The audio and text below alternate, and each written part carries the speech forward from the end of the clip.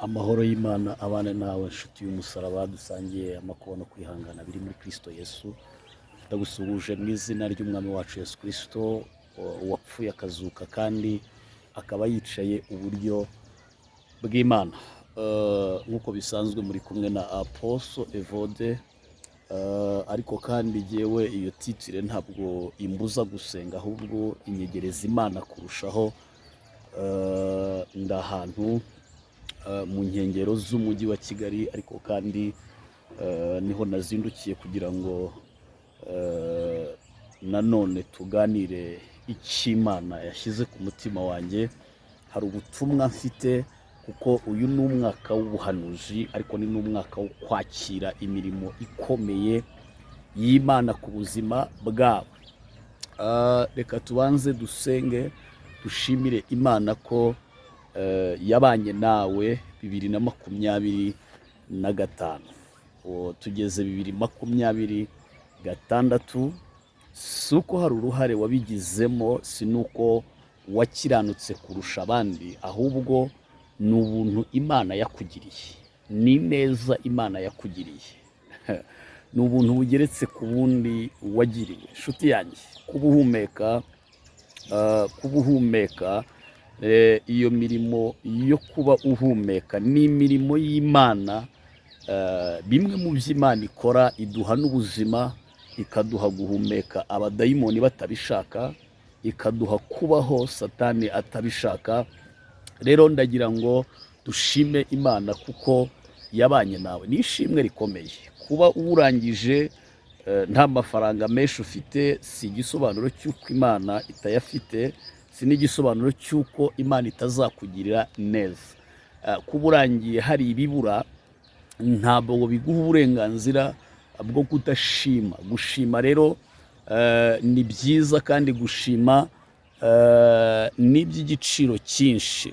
Umuririmbyi yaravuze ngo utagushima ni uwahe? Aravuga ngo kandi utakuvuga neza yava he? Tubonye ukuboko kw'Imana, by'umwihariko mu ruhande rwanjye nabonye imirimo ikomeye y'Imana. Reka rero dusenge Imana. Wowe udukurikirana kuri Riratashye Ministry, iyi ni minisiteri y'ivugabutumwa, tuvuga ubutumwa kuri social media. Abanyamuryango bacu rero, Imana ibaha umugisha, Imana ikomeze kubitaho, kandi Imana ikomeze kubarwanirira mu buryo budasanzwe, mu buryo bukomeye cyane. Reka dusenge. Father, mu izina rya Yesu turagushimiye kubw'imbaraga n'ubutware ndetse n'ubushobozi, icyubahiro no kunesha ni ibyawe none n'iteka ryose. Amahoro utanga, umugisha utanga, ntiwongeraho umubabaro. Uyu muntu ubarizwa hano turamusengeye kugira ngo ahabwe ubuntu bukomeye bw'Imana, ahabwe imbaraga z'Imana, ahabwe kunesha guhambaye kw'Imana, ahabwe ubudahangarwa bw'ijuru, mu izina rya Yesu Kristo wa Nazareti. Turagushimiye kubw'umwaka urangiye, turagushimiye kubw'uyu utangiye. Abizerera muri wowe, twebwe turavuze ngo nuhimbazwe.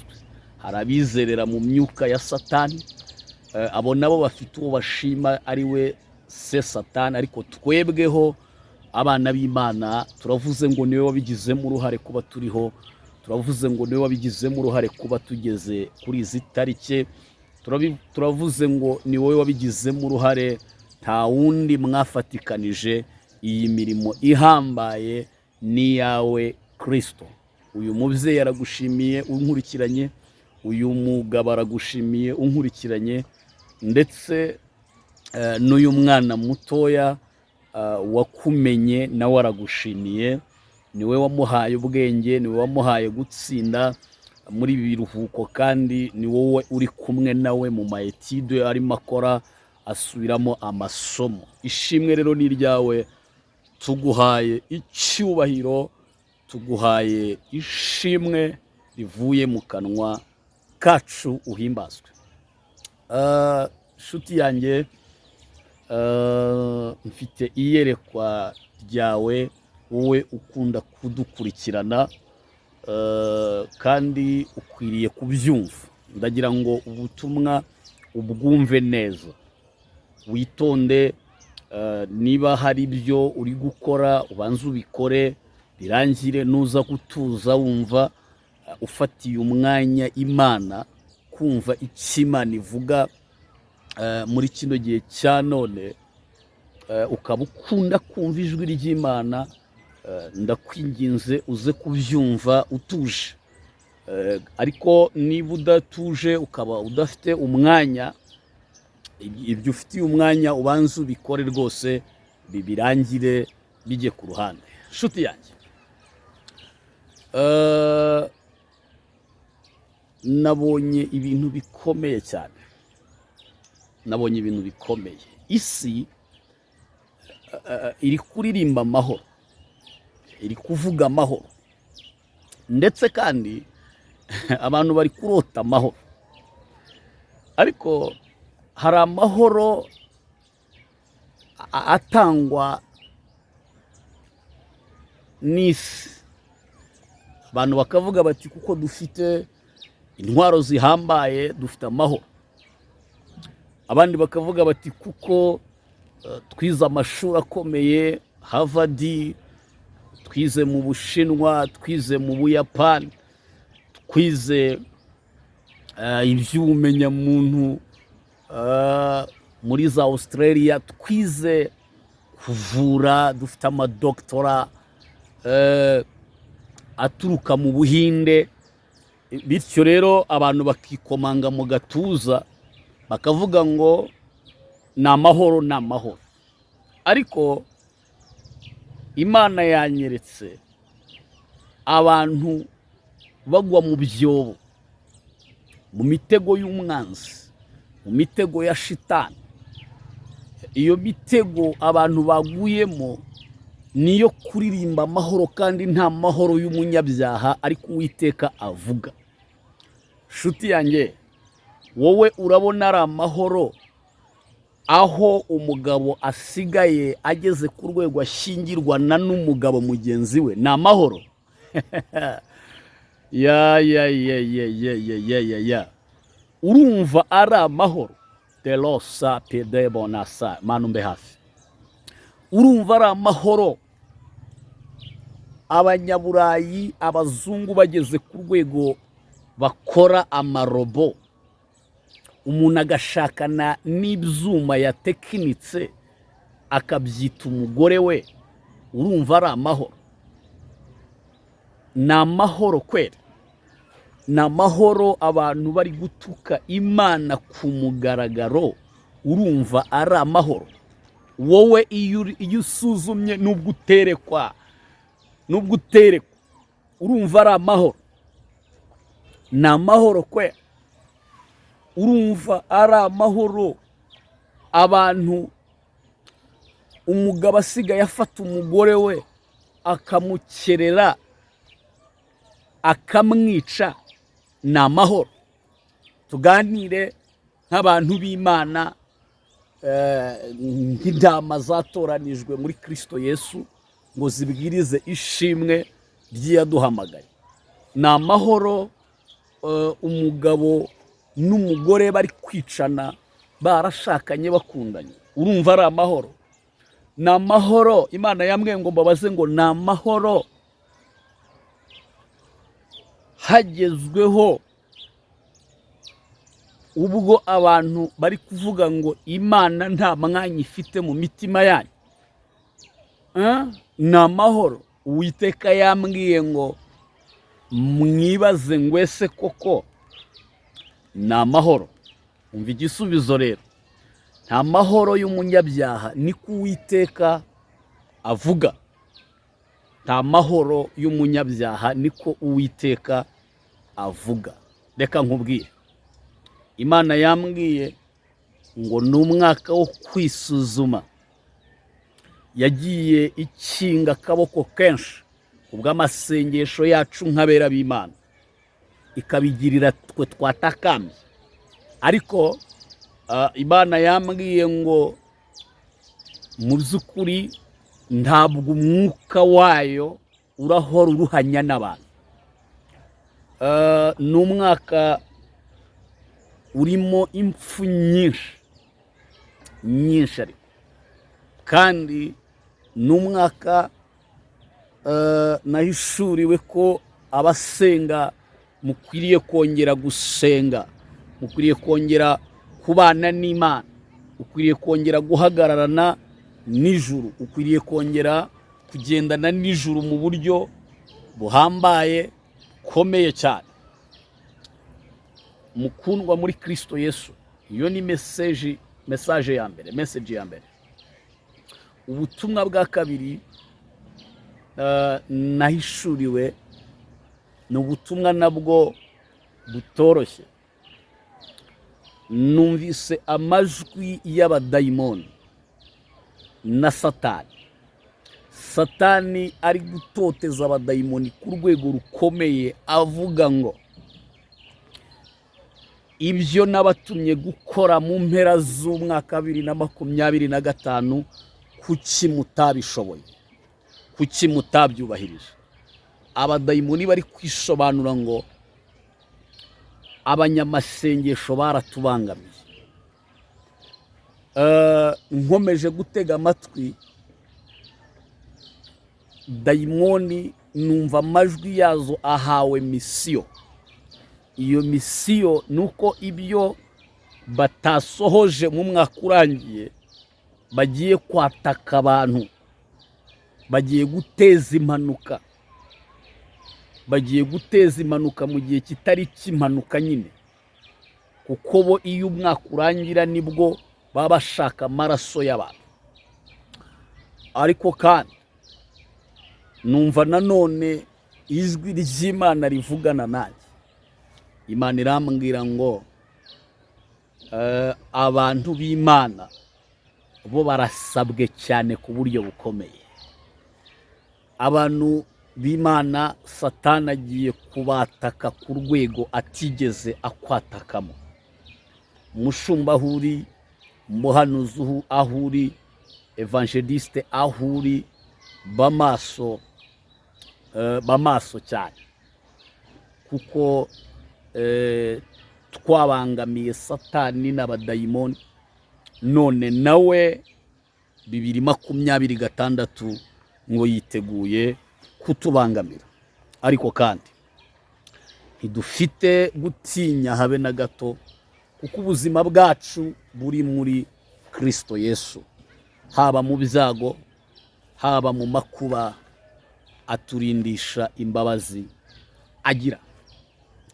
Ubutumwa bwa gatatu, Imana hari kondisiyo ishaka ko abana bayo babamo, ngo nimuzibukire. Niko nabwiwe, nimuzibukire, nimugire isoni zo gukora ibyaha, nimubabaswa mu by'isi, ariko mube abanyabwenge mu by'Imana. Nimumenye imvugo y'Imana, nimumenye imvugo y'Imana, kandi mumenye imvugo y'Imana ivuga. Mwumve ijwi ry'Imana cyane. Ibyo biragufasha gutambuka muri iyi minsi, biragufasha gutambuka muri iyi minsi ikomeye y'injyana muntu. Ubuntu bukomeye bw'Imana buraza kubana n'ubugingo bwawe, ubuntu bukomeye bw'Imana buraza kukurwanirira, ubuntu bukomeye bw'Imana buraza kugukomereza amaboko, kandi ubuntu bw'Imana bukomeye buraza kugendana nawe. Ubutumwa bwa kane, ntabwo ndi butinde imbere yanyu cyane, kuko mfite ibihe byanjye naho nagiye. Muri ibyo bihe byanjye ntawamenya ngo nihe nyine, kuko ni igihe cyo gushakashaka iby'Umwami ashima, ni ibihe byo gushakashaka iby'Umwami akunda. Ni umwaka Imana yampaye message, irambwira ngo nimwegerane nayo. Isubiramo kandi irambwira ngo umuntu wese uvuga ko asenga utizeye izindi mbaraga niyegerane n'Imana, kubera ko nayishuriwe ko abarozi bahinduye system, abarozi bagiye guhindura system. Ugiye kujya usuhuza umuntu akukonekite imbaraga yacishije ari ukumusuza gusa. Mwitonde guhereza ibiganza abo mubonye bose, mwitwararike, abo n'abana b'Imana. Ndi kubwira abashitani bo ndababona muri comment mwandika ngo ibyo ni iby'abasazi. Nsawa, uzajya umenya ko ari iby'abasazi uri muri bomboni, urimo wicuza igihe wataye utukana mu cyimbo cyo kuba wari gukora ibindi bintu. Kandi reka nkubwire nshuti yanjye, Imana ikomeze kubana n'ubuzima bwawe, kandi ikomeze kuguhishurira ibyo nge ntakubwira. Nabonye abantu benshi bagirwa inama n'umwuka ntibakurikiza ibyo by'umwuka, ahubwo bakurikiza iby'imitima yabo ibabwira, bakurikiza irari ryabo, ariko kandi bibagiraho ingaruka zikomeye cyane. Imana rero ikugirire neza woweho wumvira umwuka. Umuririmbyi yaravuze ngo jya wumvira umwuka, aravuga ngo kandi gwiza urukundo.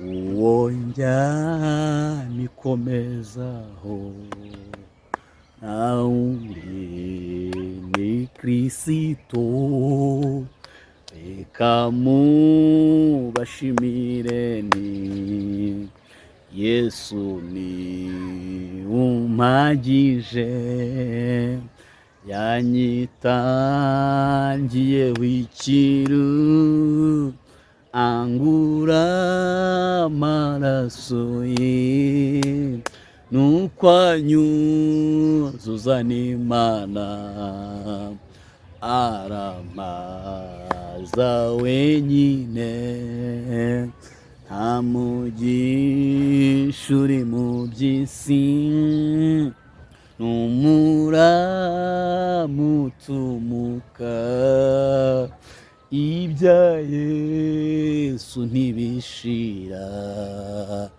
aramaza wenyine. Yesu niwe uhagije abana b'Imana. Yesu niwe uduhagije. Ubuzima uri kunyuramo bujya buhinduka, amateka Imana irayahindura. Imana igitanga agaciro, Imana igitanga ijambo, Imana igiruhura abarushye, Imana igitanga urubyaro ndabizi, Imana ijya yimura imisozi itabimenye, Imana igituza ahagutse, Imana igitanga ijambo. Ndi umugabo wo guhamya ibyo. Imana ijya ikora ibitangaza, Imana igitera imiryango kugarukira umuntu. Wowe ufite isezerano ry'Imana, wikiheba, humura, komera, shikama mu masezerano. Icyo Imana ivuga ntabwo ikivuga yibeshye, ntabwo ikivuga yasinze. Oya, ni Imana itakoresha ibiyobyabwenge ngo ivuge ibyo itazakora kubera impamvu runaka. Nshuti yanjye rero, Umwami akwishimire, Umwami abane nawe. Ndagira ngo nkubwire ngo niba urwaye ukaba uri kwa muganga, ukaba udafite ibyiringiro, ndagira ngo wizerere muri iri sengesho. Kandi niba ushaka kubarizwa mu gisata cy'iyobokamana, akira Yesu uyu mwanya, akira Yesu uyu mwanya. Niwe Mwami n'Umukiza w'ubugingo bwacu, niwe Kristo, niwe bwenge bw'Imana, kandi niwe twizera tukabona ibyo twiringiye. Abamurwanya sindi mu ruhande rwanyu, cyewe ndi mu ruhande rw'Imana. Ntabwo ndi uwo mu babisha ba Kristo, ahubwo ndi uwo muri Kristo Yesu, kuko nzi agaciro k'imirimo ye, nzi agaciro k'ibitangaza bye. Simfite isoni zo kuvuga iby'imbaraga yakoze, simfite ubwoba bwo kwamamaza ishimwe ry'iyaduhamagaye, kuko n'abamamaza ibiyobyabwenge barabyamamaza, ndetse kandi n'abamamaza abantu barabamamaza bigakunda. ingoma z'abantu niba zogera ku bw'abandi, ingoma y'umwami wanjye, ingoma y'umwami wawe ari we Kristo Yesu niyamamare, kandi mukuru ko kuyamamaza nuko uradufasha gusharinga, ukamamaza ishimwe ry'iyaguhamagaye, ukamenyesha abantu ko Imana ivuga. Ngiye gusabira umugisha abantu badukurikirana, ni bake rwose, ariko abo bantu barakurikirana bakabona ko dukwiriye nk'intumwa z'Imana amazi yo kunywa, dukwiriye agaparufe ko kwitera, dukwiriye kwambara. Abo bantu Uwiteka ntabure kubagirira neza mbere yuko uyu mwaka wa 2026 urangira. Ubone neza y'Imana kuko warabibye, ukwiriye gusarura. Iyo umuntu abibye, iyo umuntu ateye imbuto, ni ngombwa ngo asarure. Iyo umuntu yita ku by'Imana, Imana nayo yita ku bye. Iyo umuntu yita ku bantu b'Imana, Imana nawe imwitaho. Nimugirire neza bose.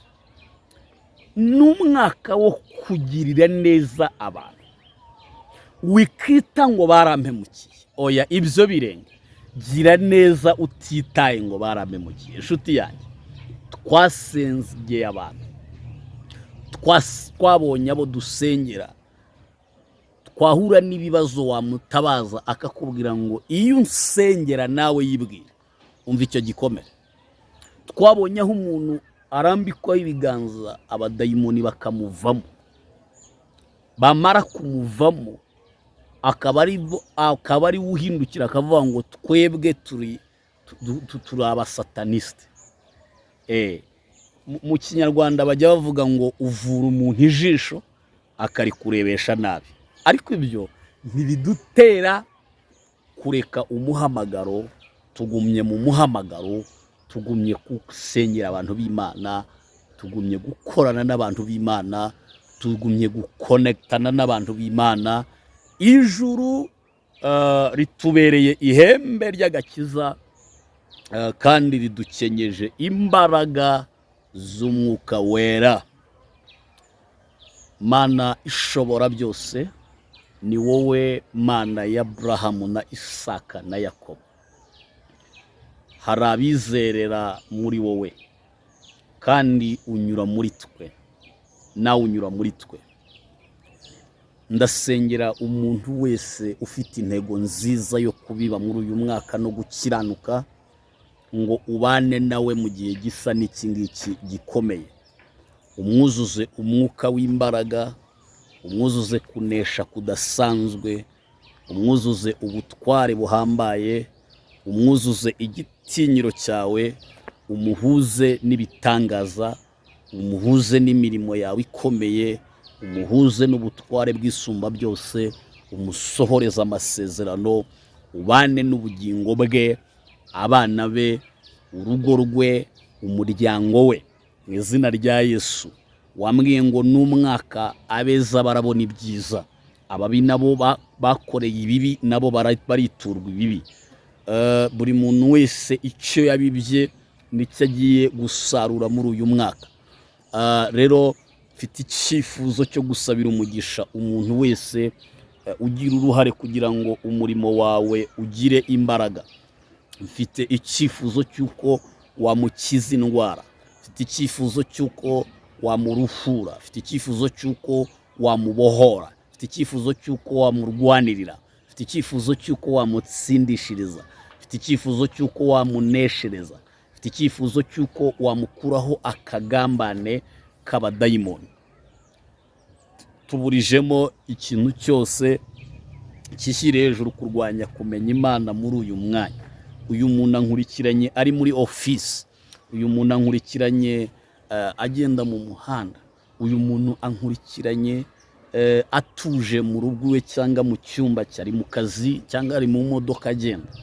Uyu rero arizeye kuko bamwe biringira amagare, abandi bakiringira amafurashi, ariko twebweho twiringiye Uwiteka.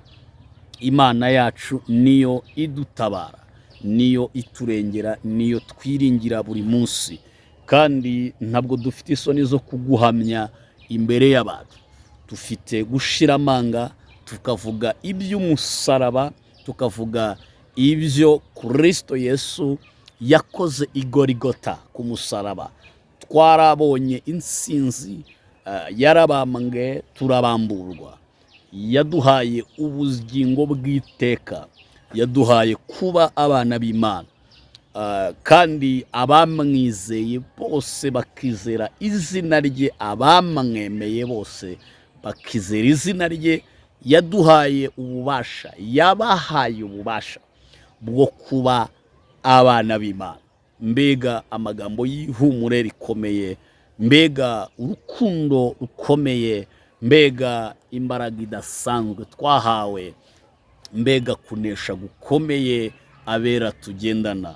Hari ibanga kubakishijwe, hari ibanga kuko dufite ibanga ry'uko itorero cyangwa se abana b'Imana, abo bamwizeye bazazamurwa mu kirere, bagatumbagira ikirere, bakimana ingoma na Kristo. Uyu muntu uri Belgique, uyu muntu uri Australia, uyu muntu uri Canada, uyu muntu uri mu bihugu by'Abarabu, Oman ndetse na Dubai, uyu muntu wakwizeye, ndamusengeye mu izina rya Yesu ngo ahabwe imbaraga zo gukomeza kwizera no kwiringira ko ibyo twabwiwe n'Umwami Imana bizasohora. Turindiriye isezerano rikomeye, kandi ubwo ibihe birushya birushaho kutwegera, niko Kristo arushaho kwegera itorero rye, kandi azarikura mu isi, azaritwara ridafite inenge,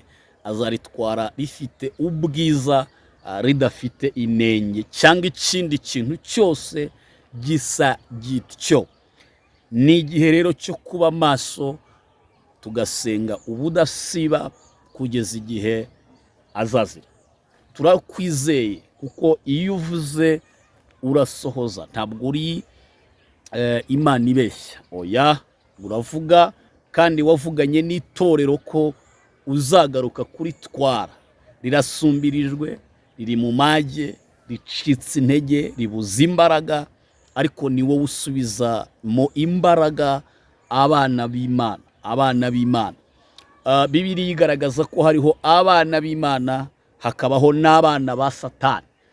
Ababarizwa mu gisata cy'abana b'Imana, turatakambye kugira ngo urengere itorero. Itorero tuvuga samadini, samazu yubatswe n'abantu. Turavuga umuntu wese ukwizera, akizera izina ryawe, agaha agaciro umusaraba n'amaraso byamenetse i Goligota. Intsinzi ni yawe ndabizi. Ntabwo kuba Satani yigaruriye imitima ya benshi bisobanuye kudahari. Urahari, kandi uzabana n'abera. Izina ryawe rihabwa icyubahiro, Mwami Yesu. Iri koranabuhanga turi kuvugiraho, abadukurikiranye bari i Burayi, abadukurikiranye bari muri Afurika, abadukurikiranye bari mu bihugu bya Amerika, turasenze kugira ngo muri izi leta zose za Amerika ubakoreho. Abadafite ibyiringiro ubatera ibyiringiro, kandi ubahe ubutware buhambaye. Amasengesho abagereho, kuko amasengesho ni intwaro yakatiwusha. Ibyananiye amafaranga, amasengesho ajya bibasha. Ibyananiye abakomeye, amasengesho ajya bihangamura. Ibyananiye abami n'ibikomangoma, amasengesho ajya abiritagura. Ibyananiye amashuri, amasengesho ajya bikora. Ibyananiye imiryango, amasengesho arabikora. Twohereje amasengesho ku bagaragu bawe, abakozi bawe ku isi yose, apostles, reverend, bishop, pastors, ndetse na abarimu, evangeliste, abaprofete. Turabasengeye kugira ngo bahabwe imbaraga, kuko n'umwaka wo gukoreshwa ibitangaza, ni umwaka wo kumenyekanisha ishimwe rya Kristo. Duha imbaraga rero kugira ngo izo mbaraga zirwanye umwanzi. Urakoze ko wumvise iri sengesho, izina ryawe rihabwe icyubahiro mu izina rya Kristo Yesu, amen. Yesu aguhe umugisha. Niba wizereye muri iri sengesho kandi ukaba wizeye ko ari Imana ivuganye nawe, bikubera uko wizeye, uko ubyizeye aba ariko bikubera. Niba wizeye ko bidakora ntibigukorere, ariko niba wizeye ko bikora bigukorere. Imana ihe umugisha bawukwiriye, Imana ibagirire neza. Shalom shalom. Mwari kumwe na Prophet Evode. Shalom.